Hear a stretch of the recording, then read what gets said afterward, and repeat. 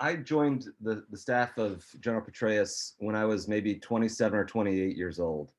And the first day I showed up, he said, I need a speech on the situation in the Middle East, specifically encapsulating military policy from Syria in the west to Afghanistan in the east, from Iran in the north to Oman in the south. And I need a draft of the speech in 7 days. It should be 10 pages, single spaced. We're going to be talking to an audience in London, which really means we're going to be talking to all of our NATO allies. And at the time, of course, I knew nothing about our policy in the Middle East. I had studied political science at the Naval Academy, but I was not prepared for this role. I was a young lieutenant in the Navy, and he was a four-star general. He'd been a four-star general for longer than I had been in the Navy, period. And I'm showing you the quote unquote Anne Lamott style shitty first draft. This is actually the second draft of the speech. The first draft was even worse than this. And you might think, this is embarrassing to show how he just tore this draft apart. Now, of course, he did this to most every draft that we worked on together. And it just goes to show you how hard, the sheer hard work it takes if you want your words to sing. Now, this is just the first page. I wish I would have scanned the back of this first page. He wrote more on the back of this first page than he did on the front, if that makes any sense. And again, I want to emphasize to you that it took 10 drafts to get this speech correct over the course of, and I'll get to this in a second, how long it took. And well, actually, I'll get to it in just 2 slides. This is a different flag officer in the military. At the time, he was a civilian after having retired. This is Admiral Hyman G. Rickover, the father of the nuclear navy. And I am including this quote because it's very similar to a quote from Buckminster Fuller, who said, editing is a permanent dismissal of irrelevancies, which I think is a terrific quote. And it gets to the importance of editing, which I want to sort of create as the hallmark of my time with you today. Nothing so sharpens the thought process as writing down one's arguments. Weaknesses overlooked in oral discussion become painfully obvious on the written page. This is the reason you prepare a set of remarks and go through those edits that I just showed you. So the question is, and please enter the chat. I can't see the chat, but Robbie will relay it to me. About how many days in advance of a big speech do senior leaders in the government, and I would suspect in the commercial world as well, in business, start preparing? 3 months, 2 weeks, 14 days, a month, 6 hours, 4 to 6 months, 1 month, 10 days, 31 days, 7 days, 2 weeks, 30 days, seven days. Excellent. Okay. 2 days. Yulia thinks it takes 2 days. I love that. So fantastic. When I was speechwriting for Jim Mattis when he was SecDef, we actually looked out 6 months at a calendar and actually planned out 6 speeches 1 month each that would achieve some narrative arc. But that's not the answer that I was looking for. The actual answer is when you are approaching a major speech, the standard is 30 days prior to it. You sit down with the boss, the principal, and the principal has a distinct responsibility at that session. That responsibility is to set out a theme, a singular theme that this set of remarks is going to be structured around. So 30 days is what I was looking for. This will vary, of course, for speeches that are impromptu. I once drafted a speech in 2 hours from a blank page to a final draft after soldiers had burned the Quran in Afghanistan, and we were speaking to the Muslim community around the world. And they didn't even know who was going to deliver the set of remarks. They just walked into my office and said, I know that you're aware of what occurred overnight. I need you to draft a set of 15-minute remarks in less than 2 hours from scratch. And that sort of stuff happens a fair amount in this world. But actually, I just want to make sure that we're talking about the big set piece speeches, the scripted sets of remarks, and how this works. But before I talk about that, I just want to talk about editing as a discipline. Editing disciplines thought, and it's why you prep in the first place. So I want you to take 15 seconds of your life to read these 2 sets of words. They're the penultimate draft and the ultimate draft of Lincoln's last sentence of his first inaugural address. It's an iconic paragraph, but you'll see how I believe this, if you don't like consider ancient Athens and Socrates and Plato, this is one of the best edits I've ever seen. Single edits. This didn't happen over 10 drafts. This happened between the second to last draft and the last draft.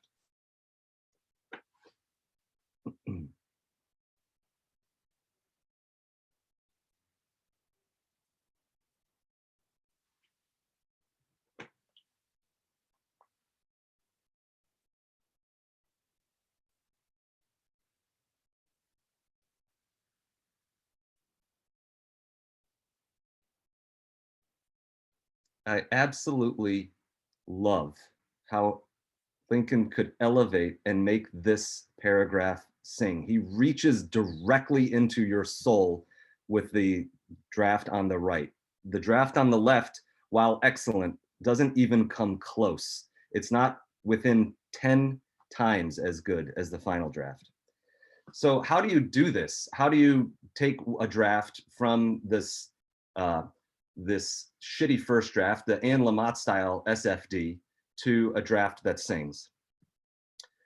First, as I said, you sit down with your principal, and I want to make sure that this is applied to you. Many of us aren't speechwriters professionally, and we're not going to be writing on behalf of others, but rather we're going to be writing our own speeches, our own sets of remarks. We're going to give TED Talks. We're going to address an organization, whether it's a small startup or a large organization. We're going to stand in front of people, but when we prepare a draft for ourselves, it's the same as preparing a draft for others, like a principal, like a four-star general or a secretary of defense. And the very first thing, the gift that you're going to give yourself in the initial stages is a theme. And that theme is your entrance ticket to this room. This room, I call it a dimly lit room. There's a cracked door or an open window with just a little light coming in, and you can barely sort of see around. I purposely try to dark this out. All it is a rocking chair in an empty room. And you have to somehow make it from this empty room into a very well-lit space. The way we did this when I sat down with Jim Mattis in advance of delivering the West Point commencement, 30 days prior, I think it was either on the back of a plane or we were in some hotel room overseas. He brought me in and spent 45 minutes. And I went up to my attic yesterday and found my notes that I took when he gave me guidance about this speech. What should this speech be about? What should the theme of this speech be? Now he actually, I don't know if I wrote it down here, but he said, I want this speech to be no more than 2 minutes long. You can say more in 2 minutes than you can say in 12 minutes. Of course, we never achieved that, mostly because I wouldn't let it be 2 minutes long. But these are the themes, and I don't want you to have to read through this whole thing. I just want to pick out maybe one or two items here. He basically said, these are individuals, these are human beings that are about to set forth and stand in front of a group of enlisted Army soldiers at some unit, someplace in the world. And those soldiers are going to know their name, but they're not going to know anything about their soldiers. So what is that experience going to be like? And this is a time when the American Republic, was in fits and starts about politics. This is Donald Trump's first year in office. So he wanted to make a point that their job was also apolitical. And we'll get to how we cracked this nut and went from a dimly lit room to where we went next. The writing process is designed around one task, and that is to get you from the dimly lit room to a light switch. And there is a magical moment in every writing process. I call this the eureka moment, or the moment in which the ideas resolve down to a self-evident structure. That is called when you break the nutshell paragraph. And I have a picture of a nutshell just to tie this into your mind visually, so you can recall it forever. The nutshell paragraph is when you finally figure out what you're trying to say. So when Jim Mattis sat down with me in that room overseas and gave me guidance about what we were attempting to say to West Point graduating cadets, he actually didn't know what he wanted to say. And the greatest privilege for a speechwriter is to sit across from a principal, somebody else who has an immense amount of experience, and your job is to help them think. via the process of helping them write. So that's a distinction between writing for them. You're not writing for them, you're writing with them, and as a result, helping them think. So your goal all along is to get them to figure out what they're trying to say. My question to you all is, how far into the speech writing process what percentage of the way through the speech writing process does the nutshell paragraph appear and emerge? If you could chat it out, that would be super helpful. 75%, 95%, 30%, 50%, 30%, 80%, These are 80%. Good. Yeah, got it. Okay. 90, 30, 60, 90. Great. Well, first of all, thank you all for actually participating in the chat and answering this question.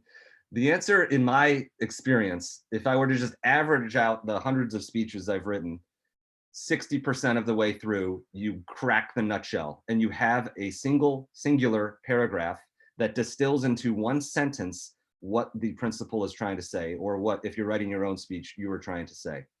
And that is just such a pleasurable experience. It's like hitting a good golf shot or something. It's like what keeps you coming back throughout the pain.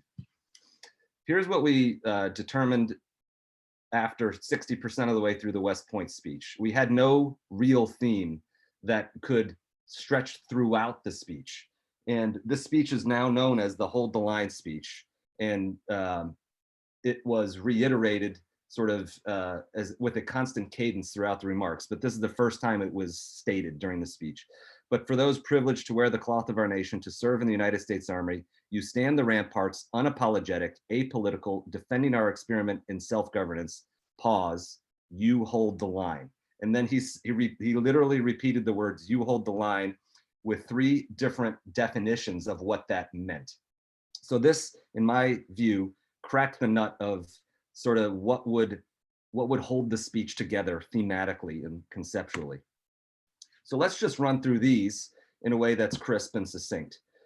There are really 8 steps to get you from point A to point B, from a blank page to a completed final draft as prepared speech. And actually there's really 7 or 6, and then there's 2 things that you do after a speech is delivered. The first is you must start this early. Now, this is perhaps the most obvious thing that I could possibly say, but as we say in the military, engage the enemy early, engage the enemy often. And so sit down with yourself, sit down with whatever team that you're going to work with. I would suggest doing this months in advance.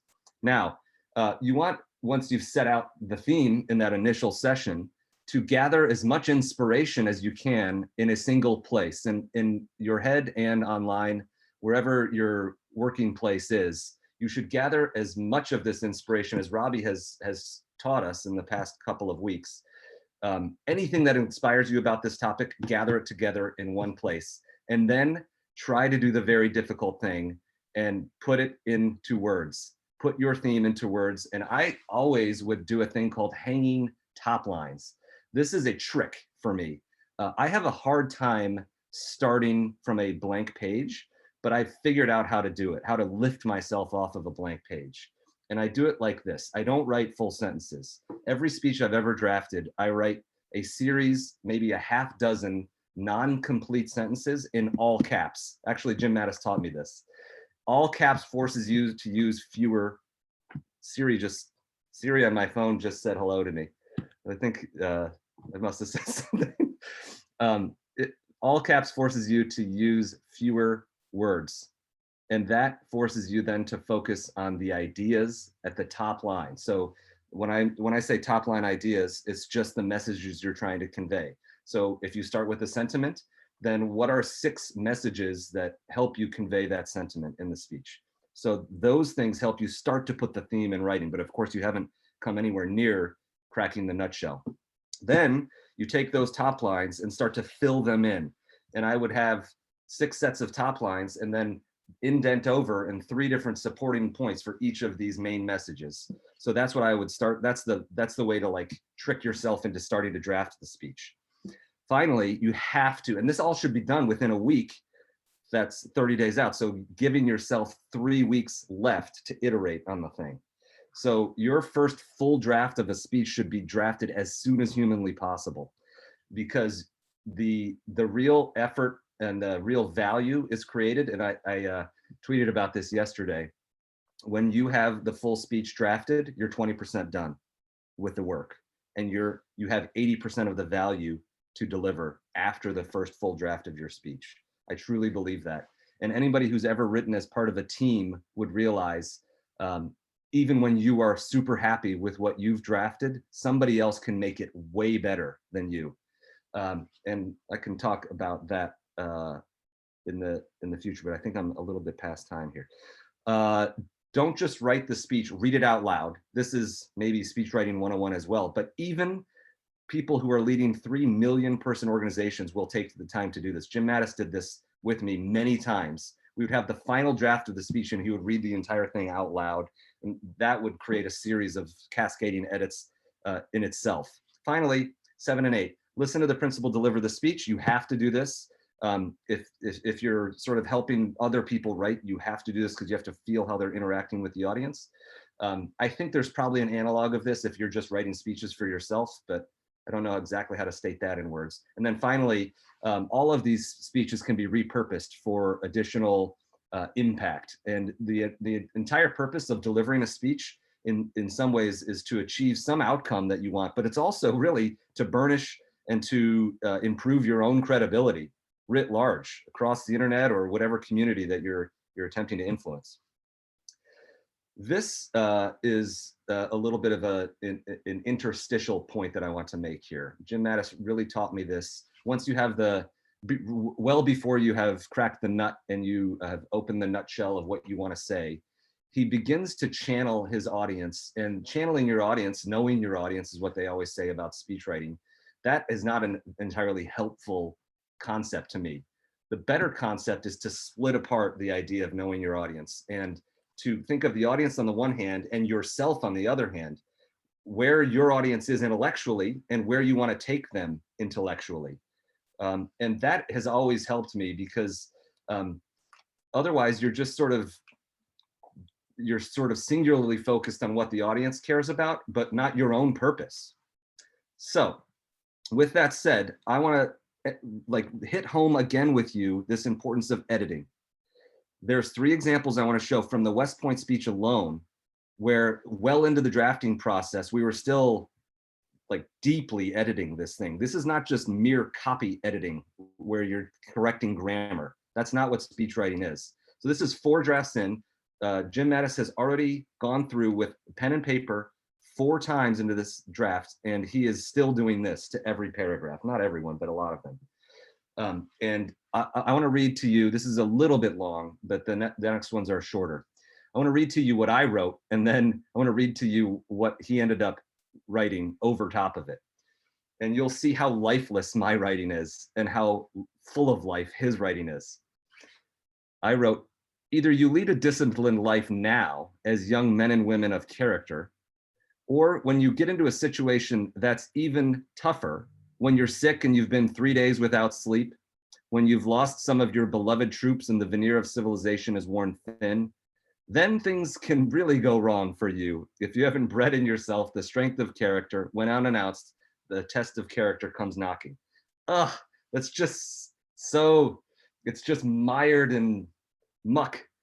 He said, by leading a disciplined life, comma, when destiny taps you on the shoulder and you get into a situation that's tough beyond words, when you're sick and you've been 3 days without sleep, when you've lost some of your beloved troops and the veneer of civilization is worn thin, you'll reach inside and find the strength your country is counting on. It's just so much stronger. By the way, the very last edit to this speech was made not by me and not by Mattis, but by a young 24-year-old guy who said you should change veneer of civilization is worn thin to veneer of civilization wears thin.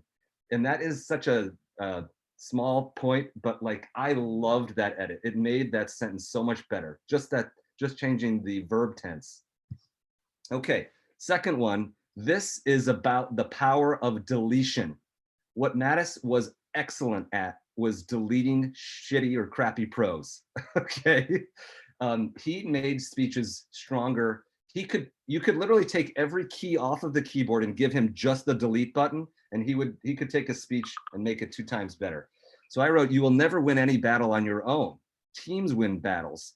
And if you lead using West Point's team building approach, I think that was their big thing that they were focused on. But what a lifeless phrase that is, team building approach.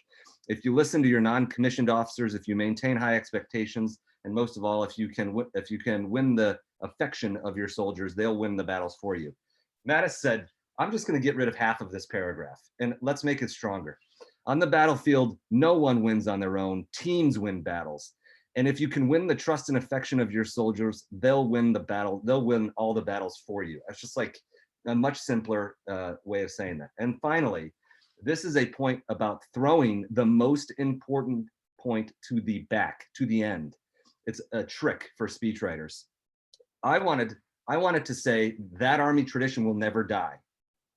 But he wanted to make that point at the end, not at the beginning. So here's how it sounded when he put it. How simple that thought. And so long as our nation breeds patriots like you, defenders who look past the hot political rhetoric of our day and rally to our flag, that Army tradition will never die, period. It's like far stronger way of putting it. So all of this is to say the editing process, the speechwriting process is conceptually easy to understand, exceptionally difficult to execute, and not optional if you want your words to sing. I'm going to leave you with a visual progression of what it takes to simplify a set of remarks. Now, I was tasked with doing this because then General Mattis, not Secretary Mattis, when he was the commander of CENTCOM, was invited to speak with President Obama and the rest of the chairman of the Joint Chiefs, rather the Joint Chiefs of Staff. And it was going to be an intimate dinner somewhere in the White House. And Mattis was invited not because he was one of the Joint Chiefs, which he wasn't, but rather he was in charge of the area of operations in the Middle East and the war in Iraq and Afghanistan. So he wanted to say something substantive. Now, this is the unclassified version of the remarks, and there was a classified addendum to this set. But I was able to save these in the attic. So I made, with subject matter experts, we sort of came up with what some meaningful substantive sets of remarks that Mattis could offer the president during this dinner.